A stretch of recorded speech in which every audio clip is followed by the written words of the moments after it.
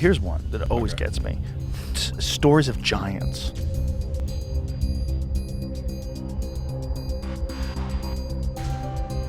This idea may sound outlandish, but it's a subject that has been explored in many conversations. It's easily the most surprising and most shocking conclusion you can imagine. Including on the Joe Rogan Experience, JRE, where the topic of ancient giants is occasionally discussed.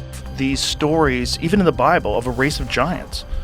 Like, it seems like it couldn't just be big people. From mysterious discoveries of massive skeletons to stories passed down through generations, the question of whether giants ever roamed the earth has intrigued people for centuries. Could these reports be based on truth, or are they merely the stuff of myth? In this video, we will dive into the historical accounts and strange discoveries that suggest giants may have once walked among us, only to be erased from history.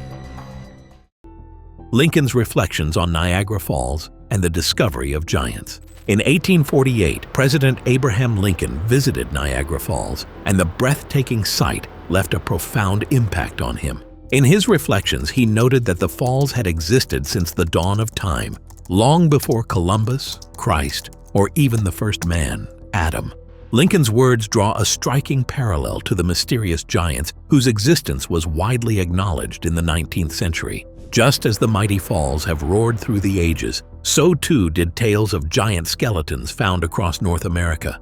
For settlers, discovering the bones of these ancient beings seemed as natural as digging up the earth for roads and farms. Newspapers frequently reported such discoveries, including those featured in prominent outlets like the New York Times. The stories of giant skeletons were so common that they were almost taken for granted, leaving us to wonder, why have these discoveries been so quietly swept under the rug in modern times? What were these giants, and where did they come from? The idea that ancient giants roamed the earth is no longer a fringe belief. It was once a recognized part of American history. Giant skeletons discovered in the 19th century. Throughout the 19th century, reports of giant skeletons discovered in burial mounds across North America were published with alarming regularity. One notable article, published on May 25, 1882, in the New York Times, detailed the discovery of a giant skull in the Red River Valley. The mound in which it was found measured an impressive 60 feet in diameter and 12 feet in height. Among the bones of smaller individuals, the giant skull stood out, with its unusual size and shape indicating that the individual had been of heroic proportions. Similarly, in 1885, another article described the excavation of a mound near Homer, revealing 4 giant skeletons, with 3 of the individuals measuring over 7 feet tall and 1 reaching a height of 8 feet. These findings were not isolated incidents, but part of an ongoing pattern of extraordinary discoveries. From the remains of giants unearthed in burial mounds across the country, the evidence seemed overwhelming. Yet today, such discoveries are rarely spoken of in public discourse, and many of these once published accounts have all but disappeared from historical record. What happened to the giant skeletons, and why do we hear so little about them today?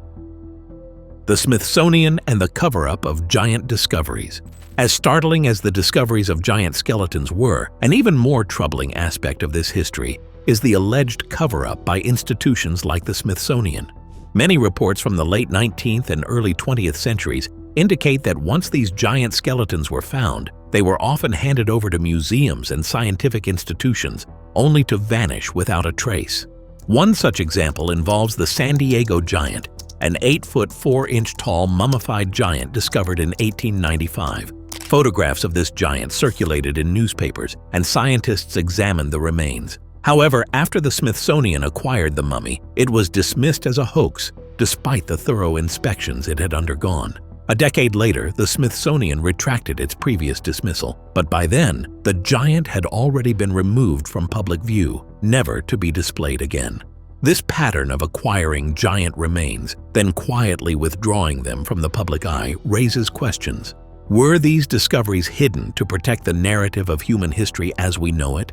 If the existence of giants was real, what purpose would it serve to erase that knowledge from the collective memory? Now first, like always, be sure to hit the like button down below. It helps us out tremendously with the reach of this video. Thank you. Giants around the world. Mexico, Europe, and beyond. The discovery of giant skeletons was not limited to North America. Similar reports emerged from across the globe, particularly from regions with rich ancient histories. One of the most intriguing discoveries came from Mexico, where a cave was uncovered containing the remains of over 200 individuals, all measuring over 8 feet in height. Charles C. Klepp, who oversaw the excavation, noted that one of the skeletons was an astonishing 8 feet 11 inches tall. This wasn't an isolated case either. Reports from Europe told similar stories. In 1892, the London Globe published a piece detailing the discovery of enormous human bones in a tumulus in France. The bones were described as being double the size of an average human and were speculated to be from a race of unusually tall people. These global accounts of giants offer an intriguing possibility.